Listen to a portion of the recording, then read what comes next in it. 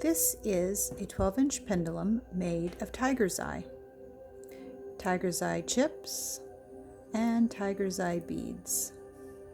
At the bottom, we have an orange glass prism.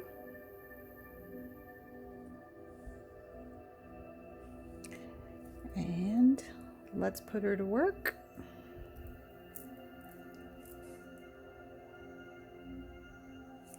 We start with our 45-degree swing.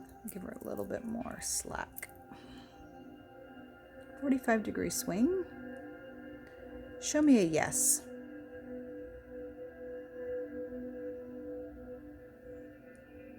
And there's my front to back affirmative yes. She's ready for a new home. You'll find her in my Etsy shop or in my studio here in Dallas.